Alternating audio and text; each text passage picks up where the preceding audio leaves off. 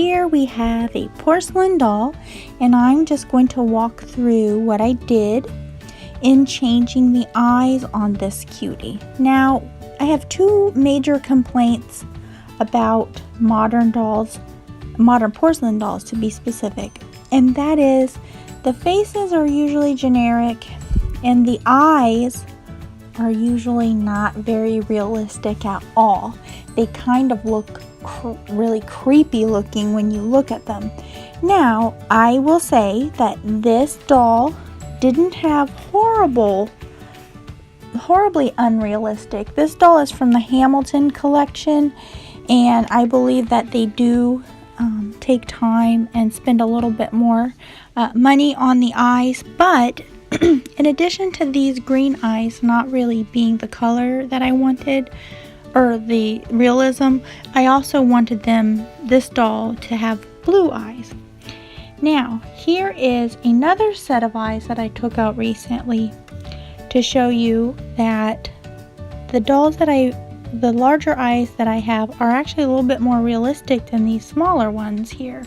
So, I mean, they can get pretty generic looking and they can get pretty simple, and that just doesn't pull off the realism overall. So when you see a doll and you're not really sure why it's maybe creeping you out or it's just not realistic looking to you, it's probably going to be the eyes.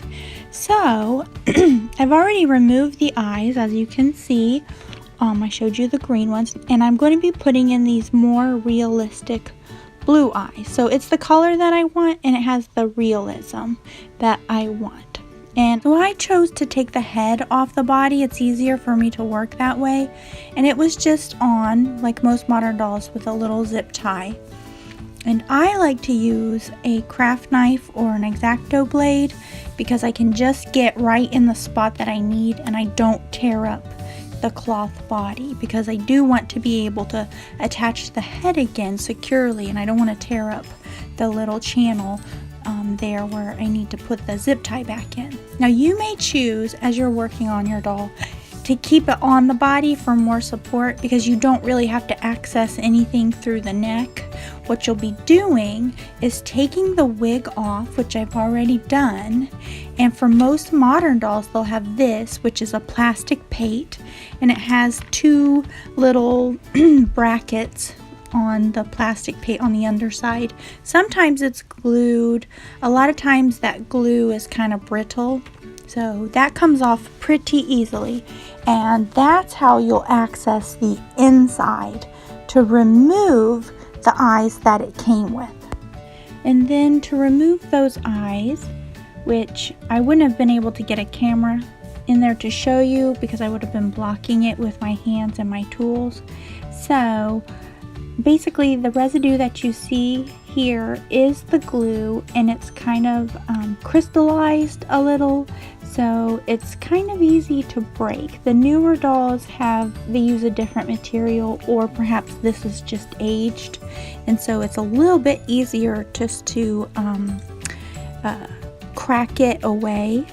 And when you get the eye away, and this is the tool that I prefer to use, and what I do is I go ahead and grab, along with some glue, the edge of the eye, the plastic eye that's there, and I just get a little grip on it.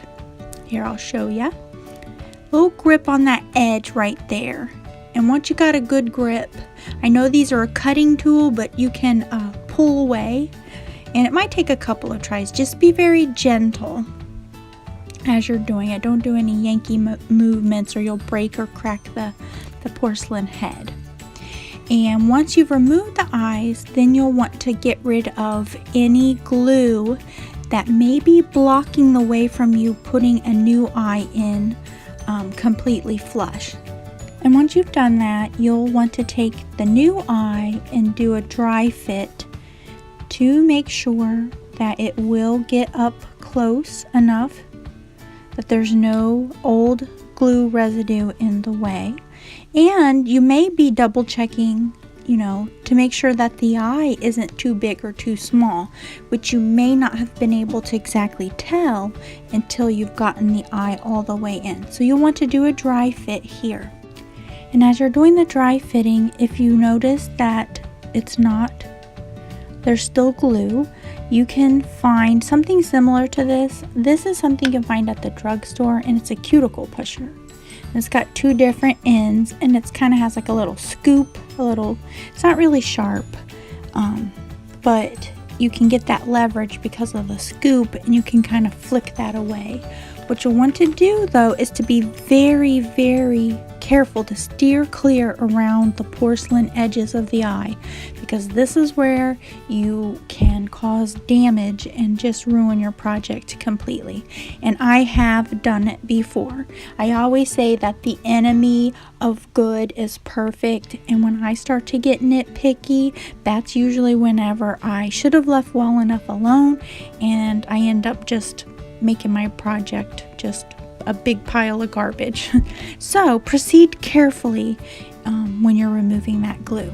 On to gluing in the new eye. I love E6000. It does take a while to set in place, but that's okay. We want this to last. We're not trying to do these projects quickly. We want them to be worth something. Then I take some felt, because I have not had much luck with putting glue around the eye itself. It makes a big mess, and it can ruin the finish on the eye, and it shows when you go to put it in. There's residue. It's all goopy and yucky. So I cut a square of felt, one for each eye, and you could cut an oval or a circular shape. That actually might make more sense, but I just use the square because it always works for me. And once I have done that, then I put a little, kind of a lot, because the back of these eyes are hollow. I put enough glue in the eye itself so that it will stick to the felt. I put that in the center and push that felt in the back. Let that sit and dry, and once the eye is dried into place, you'll get the E6000, and you will go around the eye applying the E6000 to the felt. You do not want to touch the glue to the eye. That's just where it gets messy and it's really difficult. So once you've done that and you've got plenty all around the eye but not touching it, then as you did when you dry fitted it, you'll go ahead and smush it into place, and making sure that felt is going all the way around the eye and touching all the areas on the inside of the porcelain. And here's what that looks like. And again, we're looking through the top of the head, and that's the biggest hole to work through. And check again before you set it down that the eyes are in the place that you'd like them to be. And to keep the eyes glued in place while it's drying, then I place a little felt in a teacup, and then I put her face down, and then I just be patient and let her dry. And if you didn't recognize this doll before, you may certainly do so now.